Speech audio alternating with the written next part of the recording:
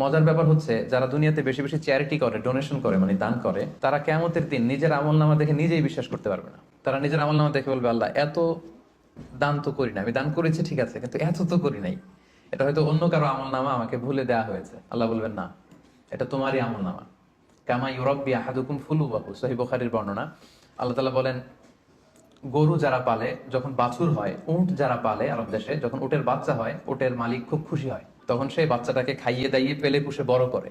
আল্লাহ বলেন যে তুমি দান করেছিলে অল্প, কিন্তু এই ছোট্ট দানের সওয়াবটাকে আমি খাইয়ে দাইয়ে পেলে পুষে বড় করে হাত্তা তাকুনা মিসলাল জাবাল, বিশাল উহুদ পাহাড়ের সমান করে তোমার আমলনামায় ঢুকিয়ে দিয়েছি। সুবহানাল্লাহি ওয়া বিহামদিহি। তো ওই সময় যে যদি আপনি বিশাল বিশাল পাহাড়ের সমান সওয়াব দেখেন, আপনি কি সারপ্রাইজ হবেন না?